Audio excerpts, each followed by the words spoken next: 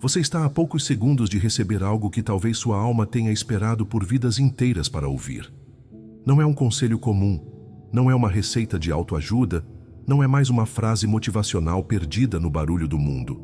É algo que vibra em silêncio, que atravessa séculos, que fala na mesma língua com que as estrelas foram acesas. Agora, se você ficar até o final, haverá uma técnica espiritual que poucos já receberam, mas que tem o poder de realinhar o eixo invisível da sua existência. Faltam apenas instantes para atravessar um limiar que separa o cansaço da vida comum e a clareza do caminho. E quando isso acontecer, nada será como antes. Talvez você esteja naquele ponto em que tudo parece pesado demais, onde as manhãs não trazem mais aquele frescor que um dia você conheceu, onde até as coisas que antes eram prazerosas agora parecem distantes, como se estivessem acontecendo com outra pessoa. O sufismo diria que isso é o chamado do vazio, o eco do amado batendo à porta da sua consciência. Rumi costumava dizer que quando não sabemos para onde ir, é porque estamos prestes a encontrar o lugar onde sempre pertencemos. Mas esse lugar não se encontra com mapas, e sim com o silêncio dentro do peito. Você já reparou que a maioria das pessoas, ao sentir esse vazio, corre para preenchê-lo com distrações? Compras, relacionamentos apressados, excesso de trabalho, vícios sutis. Mas isso é como tentar apagar um incêndio com fumaça. O que os mestres sufis sempre ensinaram é que esse vazio não é um problema a ser resolvido, mas uma porta a ser atravessada. Não é ausência, é presença chamando de um lugar mais profundo.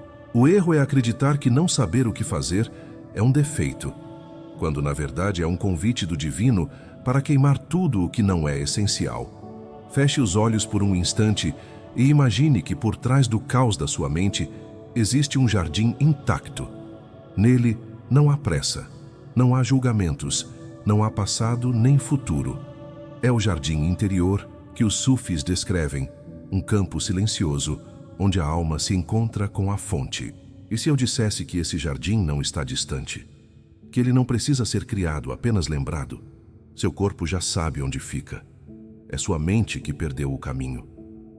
Há mais de 800 anos, Rumi vagava pelas ruas de Konya com um olhar que atravessava a matéria. Para ele, cada momento de confusão era um pedaço de argila que o oleiro celestial usava para moldar uma nova forma. Ele ensinava que a dor e a desorientação não são obstáculos, mas instrumentos de escultura da alma. Não fique satisfeito com histórias. Abra seu próprio mito, ele dizia. E é exatamente nesse ponto, quando nada mais parece fazer sentido, que o mito começa a nascer. A neurociência hoje começa a confirmar algo que os sufis sempre souberam. O estado de incerteza, quando aceito sem resistência, abre novos caminhos neurais. É como se, ao parar de lutar contra a dúvida, o cérebro e o coração encontrassem uma forma mais elevada de se comunicar. Estudos recentes mostram que momentos de não saber ativam áreas criativas profundas, conectando memórias e possibilidades que antes estavam isoladas. Rumi chamaria isso de a dança invisível entre a pergunta e a resposta. Imagine agora que você está diante de um rio. A água é transparente, mas sua corrente é intensa. Você pode escolher ficar na margem, tentando calcular cada passo, ou pode permitir que a água o conduza. O sufismo é como mergulhar nesse rio. Não se trata de dominar a corrente, mas de se tornar parte dela.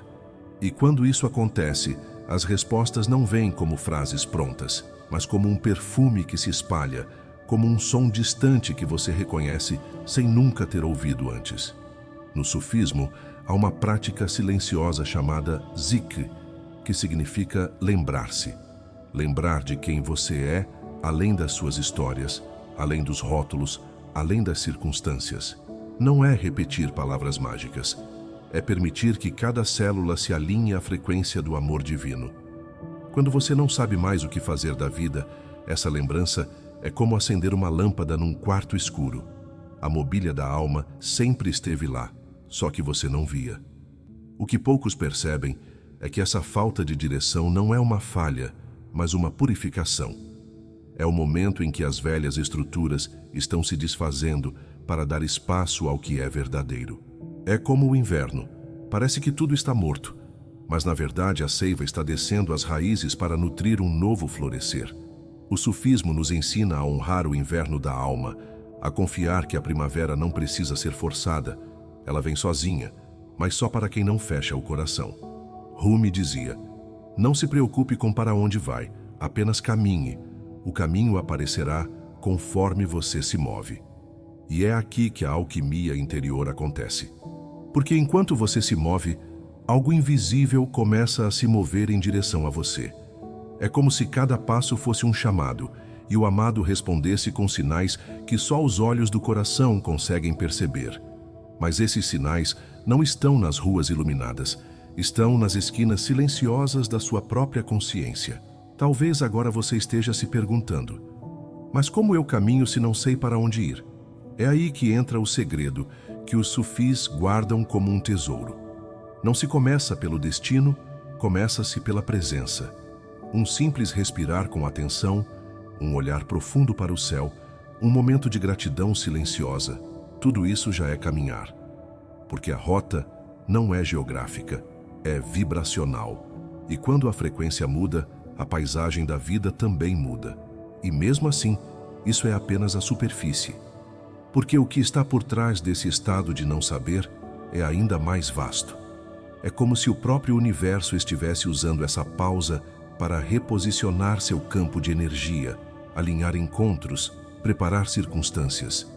Você não está parado, você está sendo preparado. Mas para perceber isso, é preciso estar disposto a ouvir o que não tem som, ver o que não tem forma, tocar o que não pode ser segurado. No sufismo, existe uma história sobre um discípulo que, em total desespero, perguntou ao mestre: "O que faço agora?" E o mestre respondeu: "Permaneça no silêncio até que a próxima ação se revele como uma flor que se abre sozinha." Essa é a sabedoria que a pressa moderna esqueceu. Não é sobre correr para o próximo passo, mas sobre tornar-se o espaço onde o próximo passo floresce. Porque quando ele vier, você não terá dúvidas de que é o certo. E, no entanto, ainda existe um ponto mais profundo, uma chave que poucos ousam girar. É o instante em que você percebe que não é o buscador, é o próprio caminho. É o momento em que todas as perguntas silenciam, não porque foram respondidas, mas porque se dissolveram na luz que sempre esteve ali. É aí que a confusão se transforma em clareza sem esforço, e a vida deixa de ser um enigma para se tornar um poema. Mas o que vem agora vai além de tudo o que foi dito, porque há um espaço onde nem mesmo Rumi ousou descrever com palavras, um espaço onde o amado e o amante deixam de ser dois, onde o que fazer da vida não é mais uma pergunta, mas um perfume que conduz cada gesto. Esse é o ponto onde o silêncio canta e onde a sua alma sabe, sem precisar pensar, qual é o próximo passo. Nesse ponto da jornada, o coração começa a perceber algo que a mente ainda não admite. Não existe uma linha reta a seguir. O sufismo nos ensina que o caminho do coração é um labirinto vivo, que muda a cada passo, mas que, paradoxalmente, leva sempre ao mesmo centro. E esse centro não é um lugar físico, é um estado de presença absoluta, onde a vida inteira se revela como uma oração silenciosa. Quando Rumi falava do ponto além das ideias de certo e errado, ele se referia exatamente a esse centro, um espaço onde o julgamento perde o sentido e só o encontro permanece. Quando você está perdido, é como se uma névoa cobrisse todos os contornos. Você tenta enxergar o horizonte, mas tudo parece envolto em um cinza denso. No sufismo, essa névoa é vista como um véu que não precisa ser arrancado à força, mas dissolvido pelo calor da atenção amorosa. Como o sol que derrete o gelo, a simples disposição de olhar para dentro com ternura já começa a afinar a névoa. E pouco a pouco, o que parecia ausência de caminho começa a revelar passagens sutis, quase imperceptíveis, mas reais. O mestre Shams de Tabriz, que transformou a vida de Rumi, dizia que não é o destino que te procura, é você que, ao se abrir, permite que ele te encontre. Isso significa que o rumo não é algo que você descobre intelectualmente, mas algo que se revela no exato momento em que você se torna receptivo o suficiente para percebê-lo. Essa receptividade é o que o sufismo chama de ouvido interno. A capacidade de ouvir o chamado sem que haja som, de perceber a direção mesmo antes de dar o primeiro passo. Você já sentiu que, em meio ao caos, há um fio de ouro que liga todos os acontecimentos? Um fio tão sutil que só é percebido quando você desacelera? No sufismo, esse fio é chamado de silêncio vivo. Não é inatividade, não é passividade. É uma atenção desperta que, por si só, reorganiza o mundo ao seu redor. É como se, ao entrar nesse estado, a própria vida passasse a mover-se em seu favor, eliminando obstáculos, criando encontros, revelando portas antes invisíveis. A física moderna, estudando fenômenos de coerência quântica, começa a demonstrar que sistemas vibrando em sintonia atraem padrões que reforçam essa sintonia. E isso é apenas uma tradução contemporânea do que os sufis sempre souberam. Quando a sua vibração interna se alinha ao amor divino, tudo o mais se ajusta para corresponder a essa frequência. É como mudar a melodia interna e perceber que o mundo inteiro começa a dançar de forma diferente ao seu redor. Mas esse alinhamento não se conquista com esforço tenso. Ao contrário, ele se manifesta na suavidade. Rumi dizia: a vida é um equilíbrio entre segurar firme e deixar ir. E aqui está o paradoxo. Quando você tenta controlar demais, perde a sensibilidade para sentir os sinais, mas quando solta de forma inconsciente, se afasta do eixo. O segredo é segurar o centro, mas com mãos abertas. Caminhar com determinação, mas sem pressa. E isso só se aprende experimentando o silêncio que há entre um pensamento e outro. Imagine-se agora no centro de um deserto à noite. Não há placas, não há luz artificial, apenas a imensidão e as estrelas. Para onde ir? A tentação é correr em qualquer direção para escapar da incerteza. Mas o sufismo convida a ficar, a deixar que a noite fale, porque na imobilidade, seus olhos se ajustam e começam a ver detalhes que antes não percebiam. O brilho das constelações, o contorno das dunas, o som distante do vento. É nesse ficar que o próximo passo começa a se formar sozinho. Há um poema sufi que diz: a resposta não está à frente, mas dentro da pergunta. Isso significa que o estado de não saber o que fazer é, na verdade, um campo fértil. Quanto mais você tenta arrancar a resposta à força, mais o solo endurece. Mas se você apenas permanecer com a pergunta, cuidando dela como quem cuida de uma semente, ela germinará no tempo certo. E quando germinar, trará não apenas um rumo, mas uma nova forma de caminhar. Quando Rumi rodopiava na sua dança, não era para buscar o próximo passo, mas para se dissolver no momento. Cada giro era um ato de rendição ao invisível, um lembrete de que a vida gira por si só, e que nossa tarefa é apenas manter o coração voltado para o centro. Esse centro não está fora. Ele é o eixo que sustenta sua própria existência. Encontrar o rumo não é sair em busca de algo distante, mas voltar para esse eixo e deixar que ele gire você no compasso do divino. Mesmo agora, enquanto ouve estas palavras, há uma parte de você que já sabe qual é o próximo passo. Talvez a mente ainda resista, argumente, tente adiar. Mas o coração é mais rápido que o pensamento. Ele já está se movendo em direção àquilo que ressoa com a sua essência. E quando essa movimentação interna se tornar mais forte que o medo, você perceberá que o rumo sempre esteve aqui, apenas esperando que você se lembrasse de ouvir. Há um instante na vida em que a busca externa se torna exaustiva. Você olha para todos os lados e não encontra nada que preencha a lacuna silenciosa dentro de si. Nesse momento, a tentação é pensar que algo está errado com você. Mas na visão sufi, isso não é sinal de falha. É sinal de maturidade espiritual. É quando o buscador finalmente percebe que não é no lá fora que está a resposta, mas na clareira interna que só se abre quando todas as distrações se esgotam. Rumi chamava isso de o chamado do coração cansado, o momento em que até o desejo de encontrar se dissolve e o encontro acontece por si.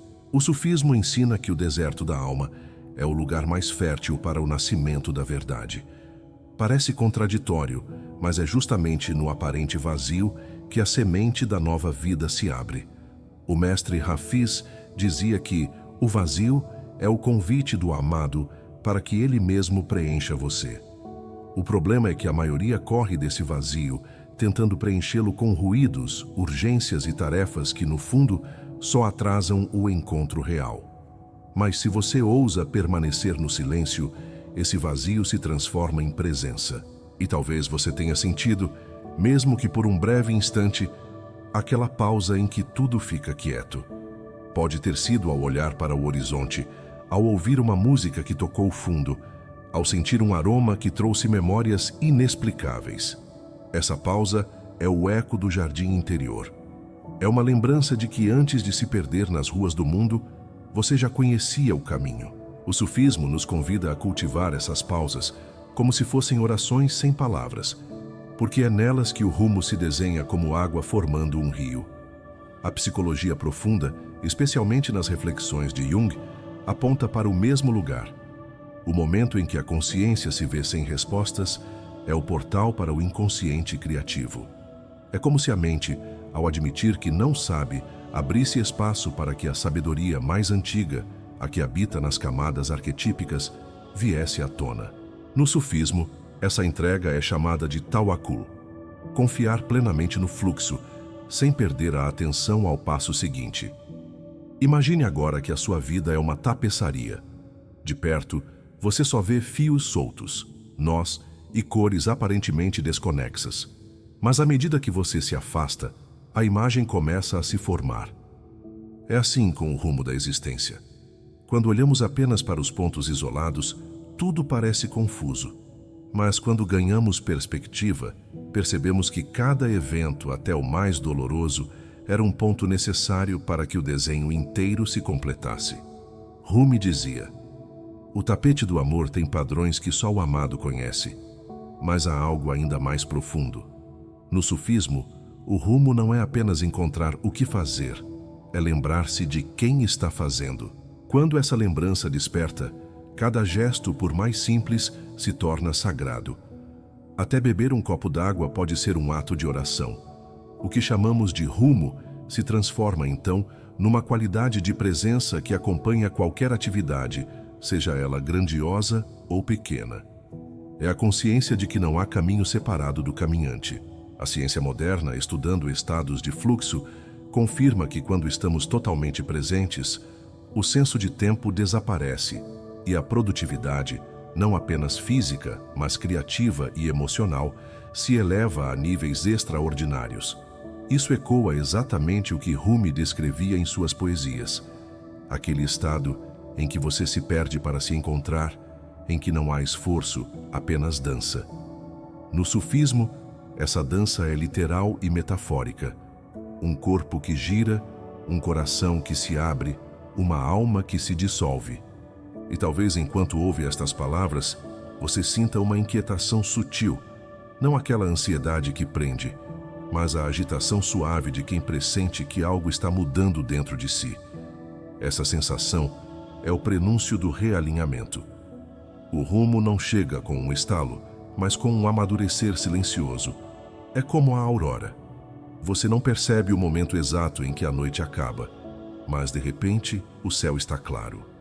Os sufis costumam dizer que a resposta se move na sua direção com a mesma intensidade com que você se move na direção do silêncio. Isso significa que, quando você para de correr desesperadamente por soluções, começa a caminhar de forma natural em direção àquilo que já o busca. É um encontro de dois viajantes que sempre estiveram destinados a se achar, mas para isso é preciso diminuir o passo e ouvir o chão. E ainda assim, isso é apenas a borda do véu. Porque há um ponto onde a pergunta "o que fazer da minha vida?" me se dissolve completamente. Nesse ponto, o fazer não é mais guiado por esforço ou dúvida, mas por um reconhecimento espontâneo do que precisa ser feito. É quando o jardineiro não pensa, vou regar a planta. Ele simplesmente rega porque é a natureza dele cuidar da vida. E esse é o maior segredo. O rumo é natural quando a mente para de interferir no canto do coração. Shams de Tabriz, ao encontrar Rumi, não lhe deu um mapa, não lhe ensinou um conjunto de regras. Ele simplesmente incendiou seu coração até que a própria luz de dentro iluminasse o caminho. E talvez seja isso que esteja acontecendo com você agora. Cada palavra aqui não é um mapa, mas uma faísca, uma lembrança de que o rumo já está gravado no seu ser como uma estrela guia no céu da alma. O vento que guia o pássaro não é visto, mas o pássaro o sente. Da mesma forma, o rumo da sua vida não é algo que se vê com os olhos, mas algo que se percebe com a alma.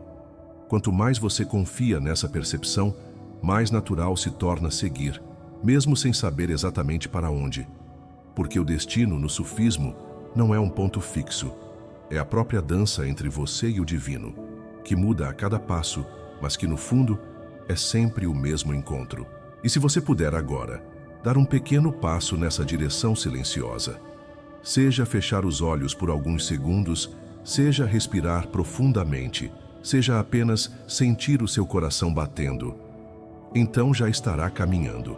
Porque o rumo não é um salto para o desconhecido distante. É um gesto íntimo, repetido até que se torne um estado. E quando esse estado se estabiliza, você percebe que nunca esteve perdido.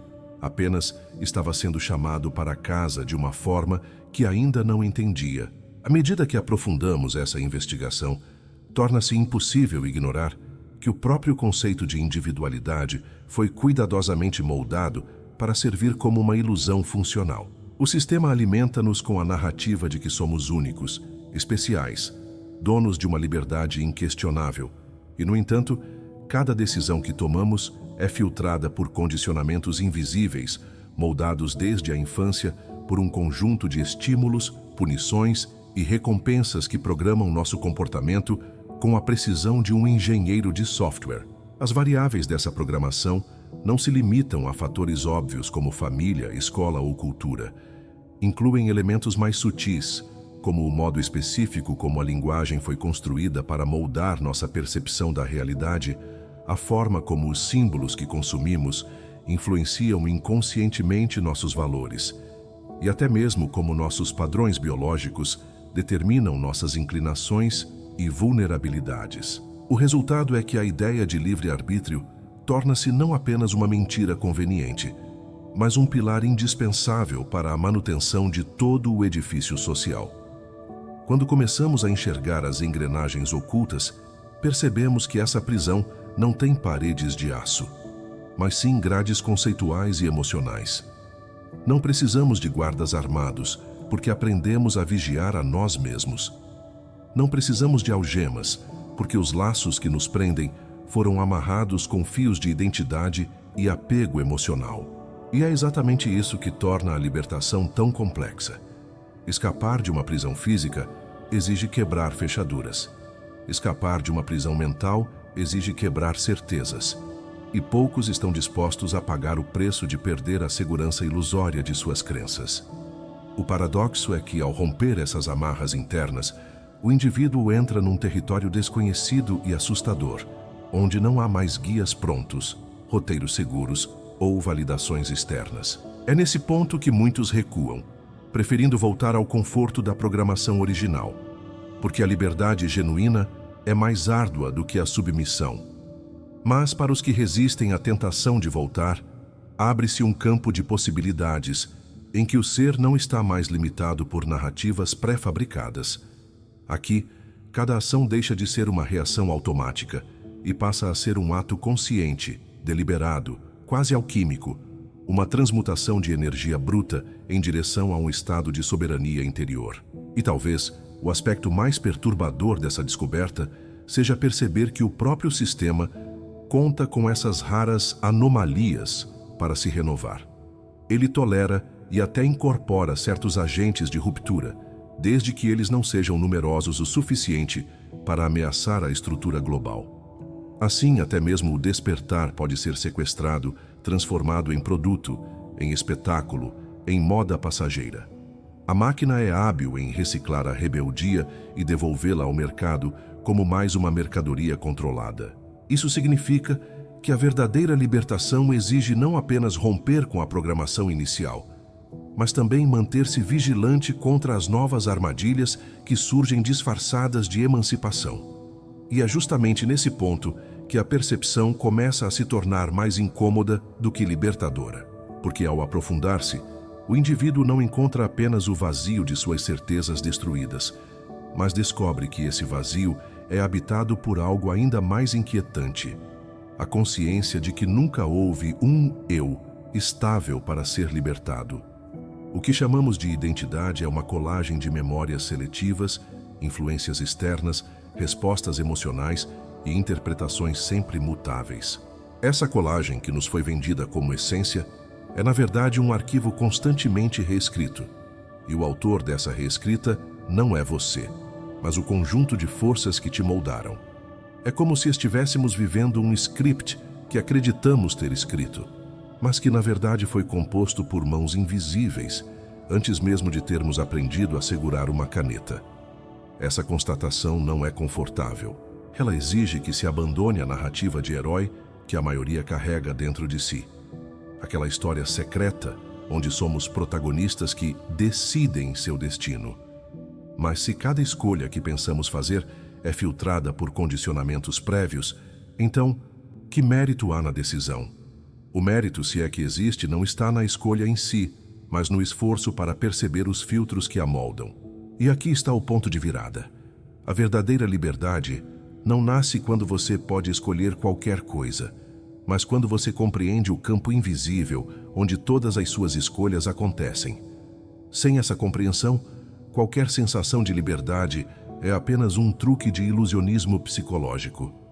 O que poucos percebem é que o sistema não apenas sabe disso, como depende desse engano para existir. Ele opera como um arquiteto paciente, construindo estruturas simbólicas que se infiltram na linguagem, no entretenimento, nas ideologias e até nas nossas noções de moralidade. Ele não precisa forçar você a obedecer, basta induzir você a acreditar que obedece por vontade própria. E isso é infinitamente mais eficiente do que qualquer tirania explícita. Um prisioneiro que acredita estar livre jamais tentará escapar. Quando alguém começa a romper essa ilusão, a primeira reação do entorno é tratá-lo como ameaça. Não porque os outros entendam conscientemente o perigo, mas porque, de forma instintiva, percebem que a visão dessa pessoa é corrosiva para o conforto coletivo. Despertar não é apenas um ato individual, é um ato que desestabiliza o ecossistema mental de todos à sua volta. Isso explica por que muitos, ao perceberem a fragilidade da estrutura, optam por se calar. Preferem manter a paz superficial a confrontar a violência sutil da mentira. Mas existe um outro caminho, um caminho mais raro, mais perigoso e mais transformador. Ele começa quando você aceita a perda da identidade como parte do processo, quando deixa de tentar salvar a velha narrativa e decide construir algo que não dependa mais dos moldes originais. Essa reconstrução não é um retorno a um suposto estado puro ou original, porque esse estado nunca existiu. É antes a criação deliberada de um novo núcleo, forjado com plena consciência de suas limitações e ainda assim disposto a agir. Essa é a verdadeira alquimia mental. Transformar o chumbo dos condicionamentos no ouro da lucidez. E é aqui que a jornada se torna um jogo duplo. Por um lado, é necessário operar dentro da realidade consensual para interagir, sobreviver e influenciar.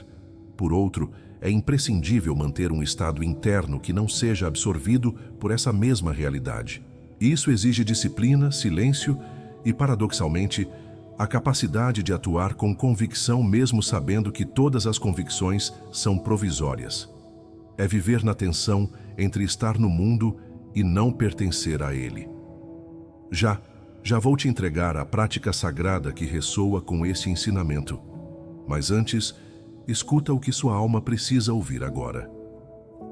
O que você chamou de desorientação era só o convite do amado para que largasse o mapa. O que parecia deserto era o jardim escondido sob a areia, aguardando a chuva secreta. O silêncio que antes assustava Era a música que só o coração desperto consegue dançar. E aquela dor que você tanto quis evitar não era punição, mas mensageira, trazendo nas mãos a chave que abre o portão de dentro. No caminho Sufi, nada foi em vão. Nenhuma lágrima, nenhum suspiro, nenhum passo em falso. Tudo é costura da mesma tapeçaria invisível. E agora talvez você perceba, você não estava perdido. Estava sendo conduzido com mais cuidado do que poderia imaginar. Se algo se acendeu em você, se o véu pareceu mais fino hoje, comenta: o vento do amado soprou em mim. Essa é a sua forma de selar energeticamente essa jornada, deixando que as palavras se tornem eco vivo do que foi despertado. E se essa vibração tocou sua alma, não como quem assiste, mas como quem lembra, então considere se inscrever. Não como quem entra num canal, mas como quem atravessa um portal secreto, onde cada encontro é um recado íntimo do amado. Aqui, cada vídeo é uma pétala caída do jardim de Rumi, e talvez seja a hora de você florescer junto. E porque você chegou até aqui, saiba, não é comum. Você é raridade nesse mundo barulhento. Você é aquele que escuta a música que outros não ouvem. E por isso, quero te dar algo que não dou a qualquer um. Técnica Sufi, o sopro do horizonte interno, ritual do rumo que nasce do silêncio. Significado oculto. No sufismo, o horizonte não está lá fora, mas dentro do peito. Essa técnica desperta a bússola interna, aquela que não erra, porque não aponta para o norte, mas para o amado. Passo a passo, escolha um lugar tranquilo, se possível, ao amanhecer ou ao entardecer, quando o céu está em transição. Sente-se com a coluna ereta e feche os olhos. Coloque a mão direita sobre o coração e a esquerda voltada para cima, descansando no joelho. Inspire profundamente pelo nariz, imaginando que está sugando a luz do horizonte para dentro do peito. Segure o ar por 3 batidas lentas do coração. Expire suavemente pela boca, como se soprasse o excesso de peso, medo e dúvida, deixando apenas um vazio luminoso. Ao final de cada expiração, repita internamente: mostra-me o rumo, amado. Continue por 7 ciclos de respiração. Quando terminar, permaneça em silêncio, apenas sentindo. Não busque respostas. Permita que elas brotem nos dias seguintes, como flores que se abrem sem pressa. Essa prática, feita por 7 dias consecutivos, abre um espaço interno onde o rumo não é pensado, é revelado. E lembre-se, o amado não se apressa, mas quando você silencia, ele já está correndo na sua direção. O vento sopra, o jardim floresce, e o próximo passo já está dançando em você.